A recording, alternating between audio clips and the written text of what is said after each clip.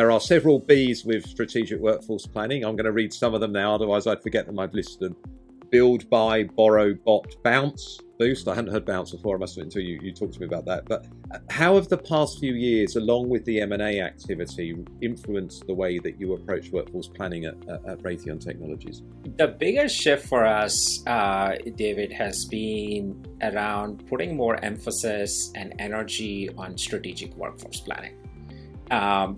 As you know, we've talked about this before, workforce planning is very broad and it can mean so many different things to different stakeholders.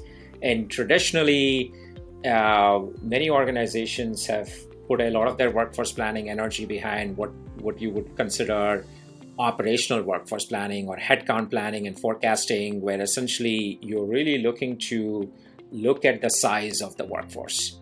But when I think about the type of business that we are in, the industry that we are in now, and then the M&A work that has, the drivers for a lot of the M&A that we've been doing, what it comes down to for us is not just having the right size of the workforce, but even more importantly, it's having the right skills in the workforce, right? And by the way, it's also incredibly important for us to generate more learning pathways and growth opportunities for employees if we are going to retain and develop the best talent we need, right? We've all seen sort of like the last few years of volatility in terms of employee departures, employee experience, and all of that.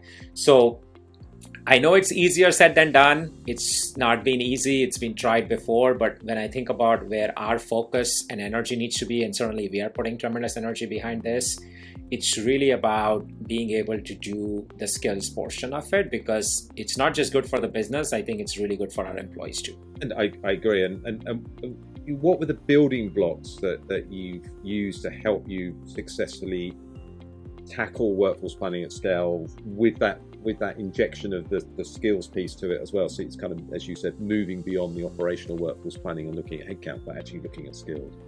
Yeah, I mean, we've spent tremendous energy, trying to do our best due diligence on this on a variety of fronts. In fact, this, we've taken advantage of a lot of Inside 222 peer conversations and the research playbook that was created by Inside 222.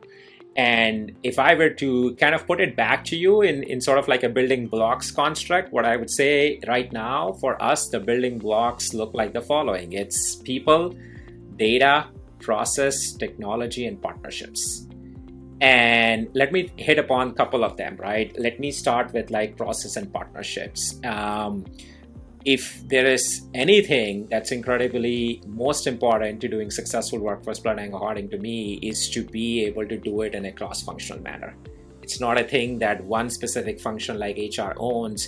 And we've been spending a lot of energy in building those relationships, specifically in areas where we've piloted some of this with our digital team or with finance and business leaders. And the idea behind that is, how do we get really smart and effective in the HR function, in the workforce intelligence function, on translating the business roadmap, translating the financial objectives into critical roles and skills? That translation layer is hard to do. And it's more sometimes art than science, right? So we've been spending a lot of our energy on the partnerships pillar. Separately, we've also been spending a lot of our energy on really figuring out what our process and technology needs to be around collecting and sustaining skills data. And as you know, we've talked about in the scaling piece of this conversation that being able to put technology around a process and being able to figure out a really effective process and being able to put technology around the process and being able to put good data on top of it is the path to scale for us. So we've been trying to figure out, hey, what's the right set of processes and technologies for us? And we've sort of also built out our own version of the process and definitions, right? Because part of what when we started talking to many different stakeholders in the organization, what we learned was really there were too many different definitions, too many assumptions on what workforce planning even means. And we had pockets of the organizations having their own let's call it the 4-step recipe or the 5-step recipe on how to do this. And one of the things that we've done is we've hired a really smart workforce planning guy who's leading this stuff for us. And he's put together a really common playbook for us. In this series, we will be speaking to a range of senior leaders who are pushing a data-driven and digital HR agenda. Make sure that you subscribe via your podcast app of choice and also via our YouTube channel for free and regular interviews with the digital HR leaders of the future.